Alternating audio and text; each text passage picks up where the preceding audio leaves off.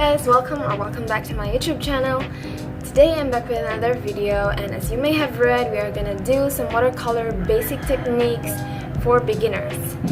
And the reason why I did this is because I haven't done any watercolor paintings lately, so I think it would be a great idea to go back to the basics together and improve together, which is a very good idea. So the first thing that we're gonna talk about are the materials that we're gonna need for the watercolor.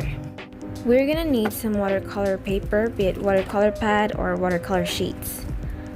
Then some brushes, make sure they're watercolor brushes. Some paint palette where you can mix colors on. A water jar for switching colors, and another one for clean water. This is a very good habit to avoid muddy pigments.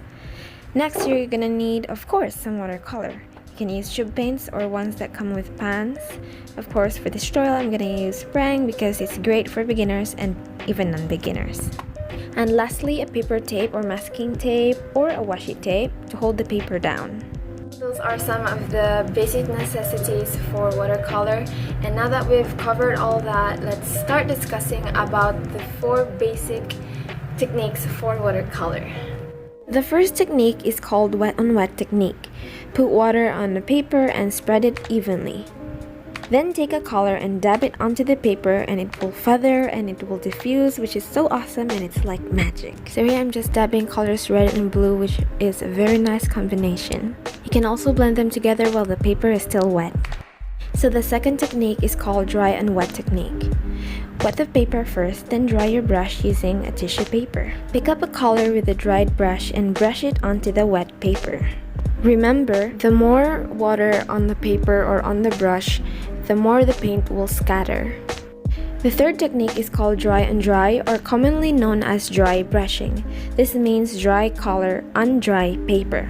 When I say dry brushing, it doesn't totally mean that you should expose your brush on sunlight until there is no water in it. No. What I mean is when your brush has enough water to pick up and hold the watercolor. Because if it's totally dry, obviously the watercolor can't hold onto your brush. So yeah, dry on dry is good for details and textures, or like when you're painting hair or grasses. So the last technique that I'm going to talk about today is called wet and dry technique. This simply means that you apply wet paint onto dry paper or dry paint. This is done by dipping your brush into a jar of water and then put it on dry paint to activate it and make it react with each other, causing them to blend and make a gradient. You will need to practice your water control in this technique. Actually, I use wet and dry technique for my gradients, like painting the sky. So I just went back to my wet on wet because I thought that they weren't really pigmented, and I just added more colors and made it more pigmented and saturated. So here I'm drawing circles, and I'm going to apply each technique on the circle. In this technique, we don't have much control over how the paint reacts. It will look different once it dries, and you'll see how soft it fades away and the colors aren't as vibrant as to when it wasn't dry. In dry and wet, this time you will have more control over where the paint goes because your brush doesn't contain so much water, and you'll produce subtle details. Each technique will really appear different depending on how much water you put on the paper. So as you can see, since I didn't put too much water onto the paper, it didn't really blend, so it will really depend on how much water you put onto the paper. I use dry brushing or dry and dry when I add details. I make sure the paper is totally dry before doing it, and again, it's great for textures. So in wet and dry, the paint will go only where your brush takes it, so you have more control over it than wet on wet technique. You can add more water and less paint if you want to create a gradient. This is practically great when you're painting sceneries like trees, skies, and water. So yeah, that's it. Now let's start painting. So I got this masking tape, and I'm really glad that I opened this in front of the camera because later on I will talk about it and you'll see. 3, 2, 1, action.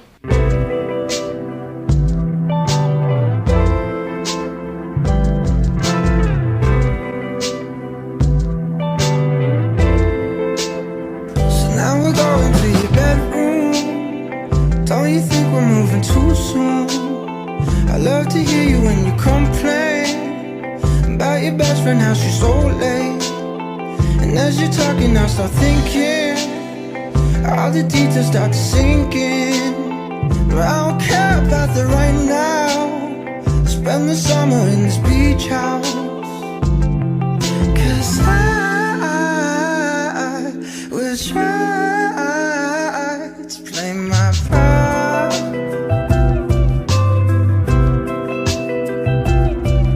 My lines memorized in my heart. I keep losing to a moment where I'm with you, I just can't focus. I love to hear your crazy theories about conspiracies on TV. I know the truth and it's so simple. Blame it all on stupid impulse. And I keep living out of my head. Just forgive me for my silence. 'Cause I will try to play my part.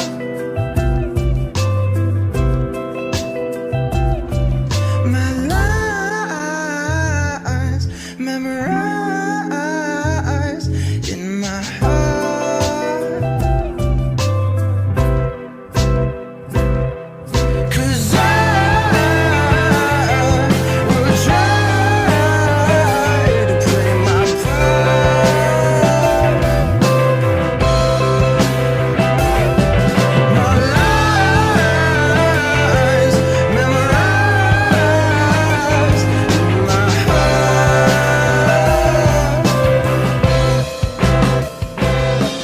'Cause I will try to play my part. My lines memorized in my heart.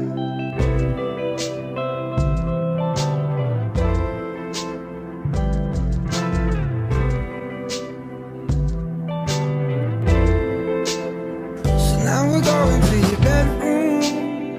Don't you think we're moving too soon? I love to hear you when you complain about your best friend, how she's so late. And as you're talking, I start thinking, all the details start to sink in. But I don't care about the right now. Spend the summer in this beach house. 'Cause I will try to play my part.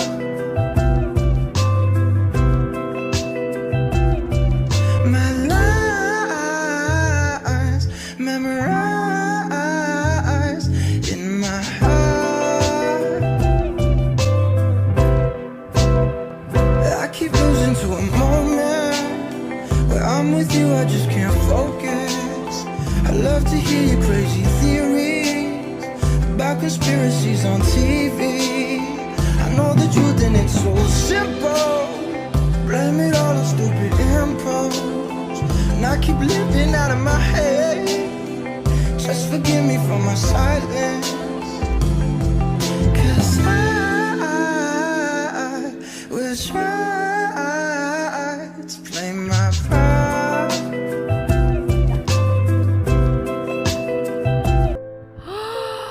What?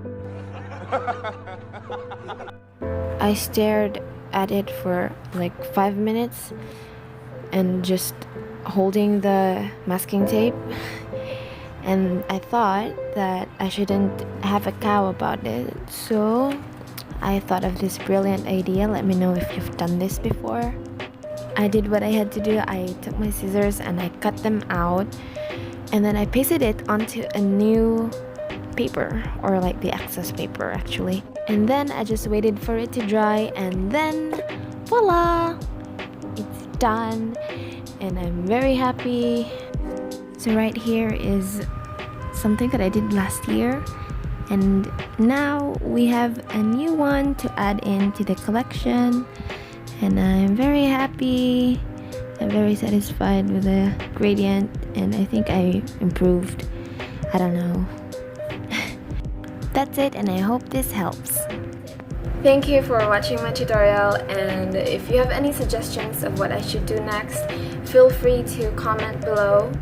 And also don't forget to follow me on Instagram at Blahari, on Facebook and Twitter at BlahariOfficial. And also, if you haven't subscribed, subscribe now.